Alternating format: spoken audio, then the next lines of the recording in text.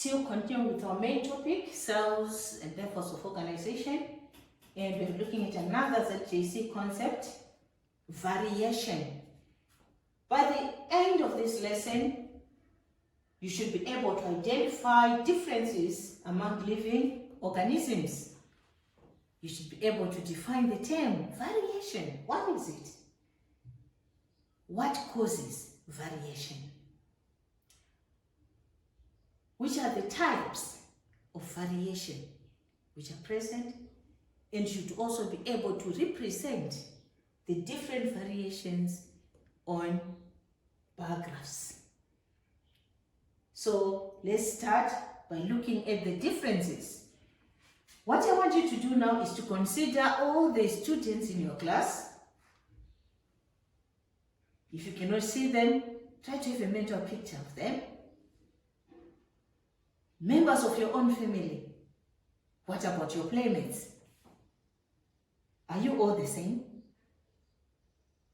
Definitely not. In which respects are you different?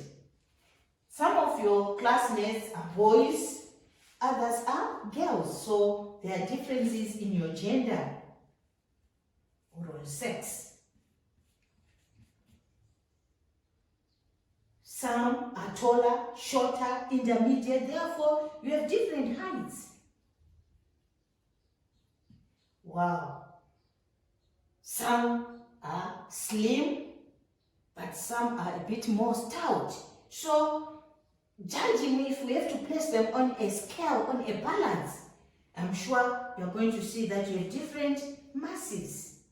Your masses are different. What about your shoe size? Can you wear your friend's shoes? Are you of the same size? In most cases, definitely not. So your shoe sizes are also different.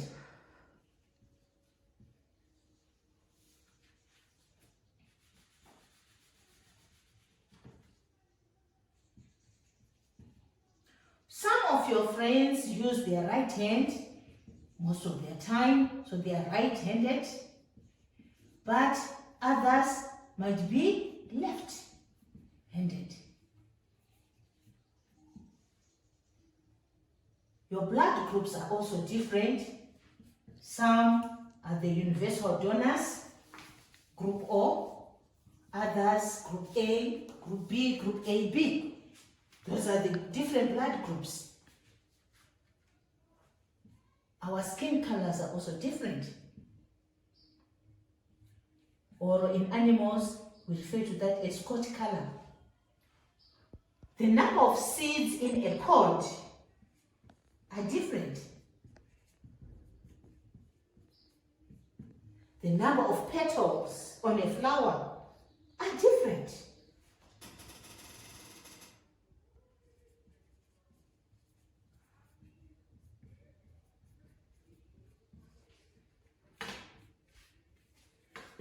Some are able to roll their tongue. I was told that I can roll my tongue, so let's see. That's tongue rolling. But if you try it, or if some of your friends try it, I'm sure you see that they are not going to be able to do that. So those are other differences. So we have considered quite a number of differences that we can observe among living organisms. So what can we say variation is? In simple terms, variation, these are the differences among organisms of the same species or of the same type. We are all humans, and at times you might even be of the same age group. And at times you are even from the same family, but there are differences among you. That is now what we refer to as variation, differences among organisms of the same species. What is responsible for these differences? So let's now look at the causes of variation. The most significant factor responsible for the differences that we observe among individuals of the same species, or members of the same family, is one genetic, it's a genetic factor.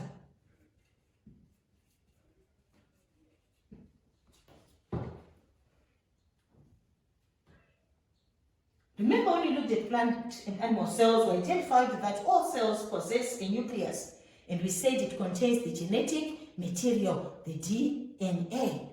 So the DNA inside the nucleus is the one that is going to be passed from the parents to the offspring. So it's going to be passed from generation to generation. Your parents is the first generation, you, the child, you are the second. If you have your child, that will be the third. And this genetic material is going to be passed on. So the genetic material is different. The genetic material which is going to be passed on is different. And we will talk more about this in another segment on inheritance.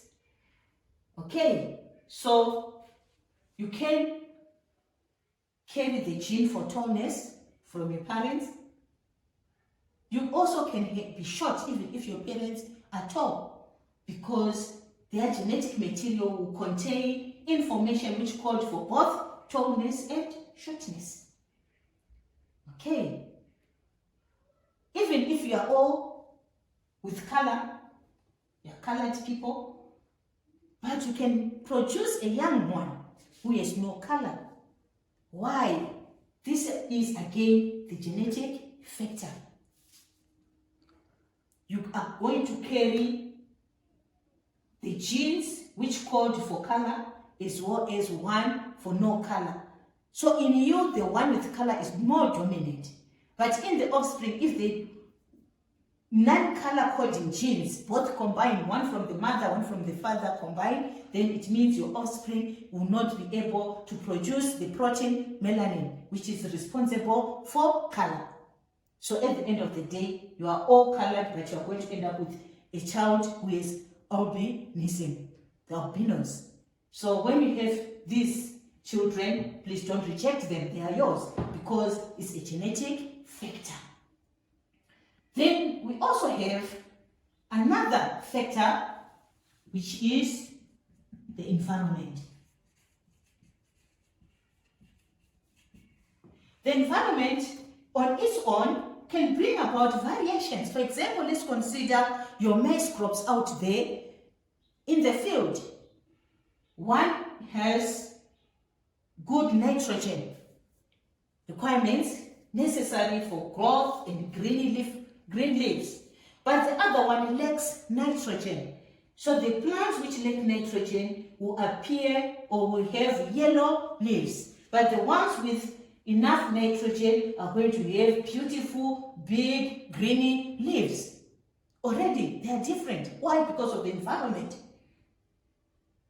But please note, if the differences are caused because of the environment on itself, this cannot be passed on to the offspring, which means even if these plants with yellow leaves, if they manage to have cobs and have seeds, when you plant the seeds and you provide these seeds with enough nutrients, they will also have green leaves. So environmental differences are not passed on from generation to generation. Only the genetic material can be passed on. Then we can also have the environment influencing the genetic material. How is this possible? Let's say, suppose your genetic material, which was passed from your parents to you, was that of being a tall individual.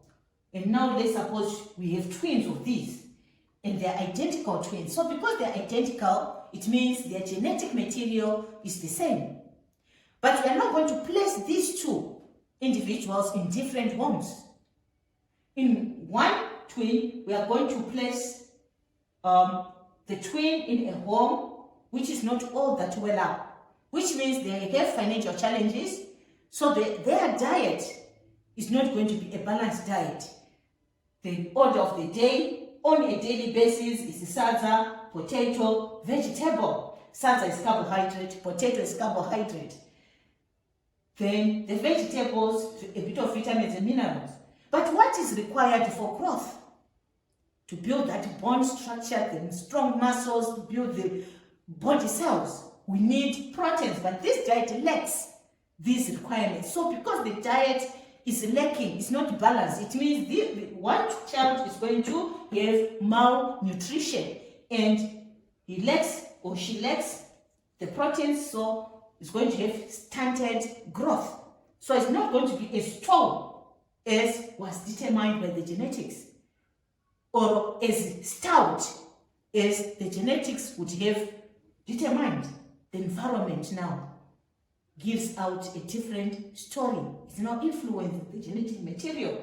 But the other twin was placed in a home where they are going to have a balanced diet. They are going to have the proteins, the carbohydrates, the fats, the fiber, the water, the mineral salts, the vitamins. And they are going to be given to this child in all their correct proportions, which means the other twin is now going to have sufficient material to build the body to its full potential. As a result, these two individuals are definitely going to be different. Another factor which you quite know is on your IQ, your intelligence index. Genetically, our twins are quite intelligent, but they are again placed in different homes. One was placed in a home where there is a good reading culture. Books are available, the resources needed for one to study are there. The child is always encouraged to study. Take time to study. Yes, they are not saying you're not going to play, but a bit of play, but study, and a good attitude towards studying. But the other twin was placed in an environment where these resources were not available. As a result, the child did not have time to study. Rather, he or she spent most of the time doing other extracurricular activities which are not even related to building the brain cells. So at the end of the day, if these two twins are given a task who is going to excel, the one who was raised in a home where there was a good reading culture. So the environment plays a part. So most of us, we are not even aware of this. So we spend most of our time playing. We are not even serious with our studies. We have a terrible attitude towards our studies. Even if the resources are there, your attitude is your problem. As a result, you spend most of your time doing things which are not even going to develop your brains. So the environment at the end of the day is going to undermine what the genetics is already predestined. You're supposed to be very intelligent, but we are ending up with a label Dow and all those negatives simply because you are letting the environment influence the genetic material. So basically, these are the two causes of variation.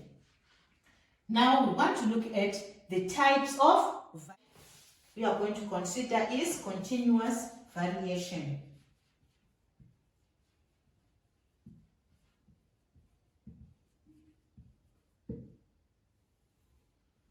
With continuous variation, we are going to have a range in measurement in a group with a particular characteristic. For example, height. When you look at your heights, you don't have the shortest and the tallest only. You also have intermediates, peoples with intermediate heights. As a result, continuous variation, it shows a range in the measurement of those heights.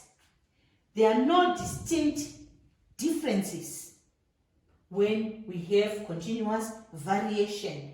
Rather, we are going to have gradual changes in the characteristic. They are going to change slightly, one from the other. gradual changes. So if we take shoe sizes again, for example, we don't have individuals with just the same size or the smallest feet and the longest feet. No, we have different sizes.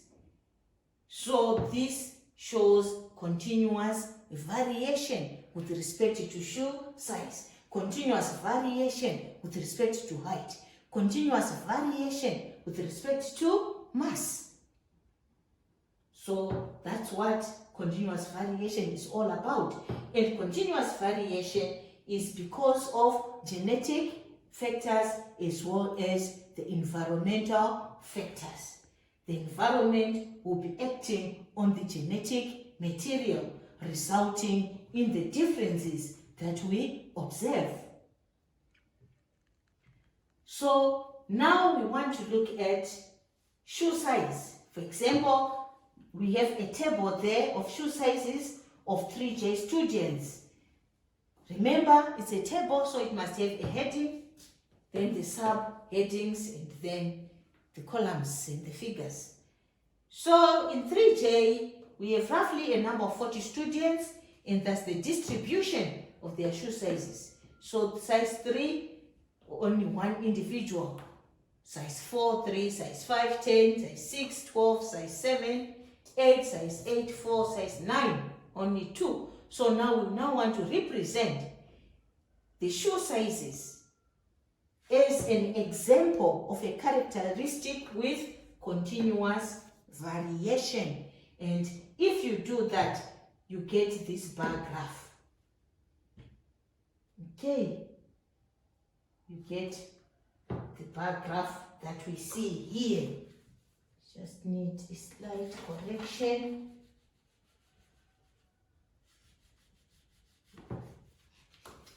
The gaps should be more or less the same.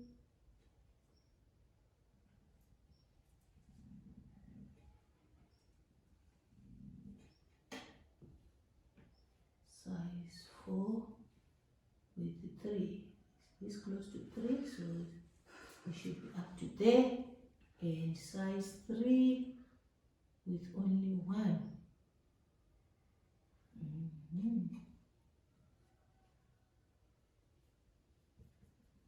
So size 3 there. Okay. So that's the bar graph that we get. Remember, the bars should have the same width. The spacing between the bars should also be the same. Go back to your physics on data presentation. You dealt with this in that section. Now we are going to mark the centers of our bars. I'm going to mark with an X the centers. And when you're drawing these bar graphs, please use a ruler. Don't make rough sketches as I am doing here, so that your work becomes neat. Now, after marking, I'm now going to join the axes using a line.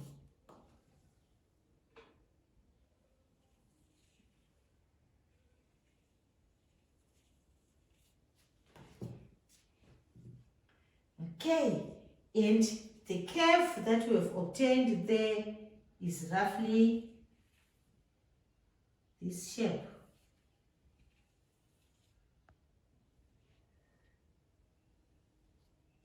And the curve has a bell shape, a bell-shaped curve.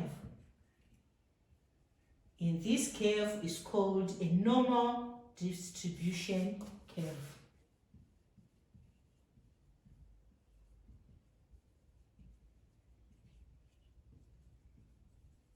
So all characteristics which show continuous variation have a normal distribution.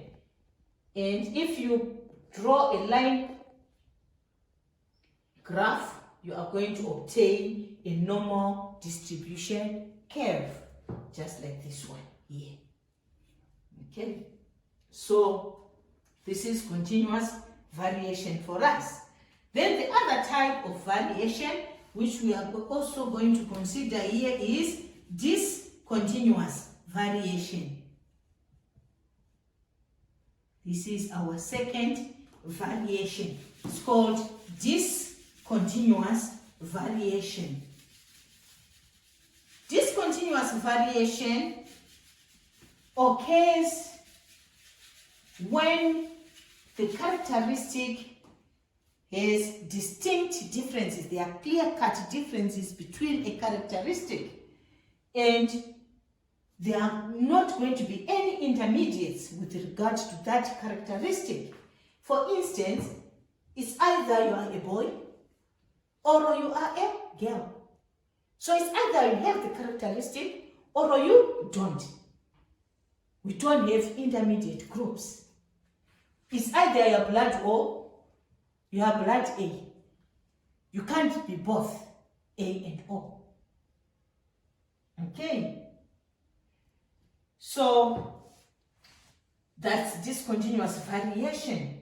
And with the discontinuous variation, the characteristics are genetically determined. The environment has no part in discontinuous variation or characteristics with the discontinuous variation. What do I mean here is, for example, I am a lady or a girl, so to speak. I'm staying in Zimbabwe right now. Do you think my gender is going to change if I go to America? Will I become all of a sudden a gentleman simply because I have changed my environment?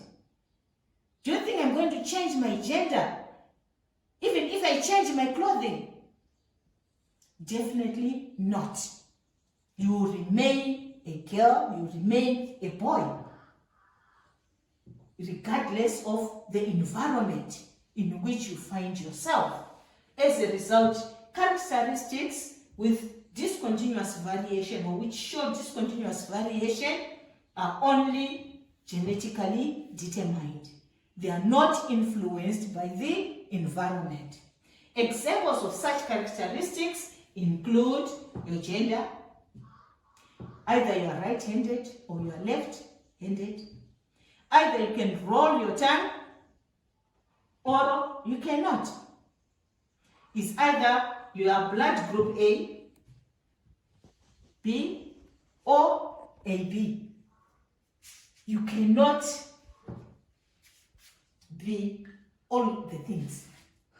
Okay, these are examples of discontinuous variation. Let's now draw a bar graph to represent discontinuous variation. So again, we are going to look at the 3J's, 2J's. This time let's consider the gender distribution in 3J. So boys, then girls. Total number in the class 40, and find that we have 18 boys, 22 girls. Let me reduce so that we can fit the bar there. So boys, let's say they were 18 and the girls were 22. So we are using this information to now make the bar graph. So again, your bar graph consists of two axes, the x-axis on the horizontal axis, then the y-axis on the vertical. Okay, the vertical, that's where you put our numbers, so 5, 10, 15, 20, 25. And then on the horizontal axis, which is a lot slanted, we're going to now to put the gender there. So 5, 10, 15, 20, 25. This is called labeling the axis, the scaling. Now let's label. Here we put the number of students. And on this side we have the gender. How many bars are we going to get? Are we going to get as many bars as there? Definitely not. So boys 18 slightly below 20. The girls 22 slightly above 20. So boys, girls. So with the discontinuous variation, you are simply going to get 2 bars. Either that or the other. These are your options. So this is discontinuous variation. And with this, we've come to the end of our topic, variation. We'll meet again as we continue and take this as notch higher to the O level. We are going to consider cells and levels of organization at O level. So stay tuned as we look at specialized cells and ecosystems under the O level aspects. Remember to click the subscribe button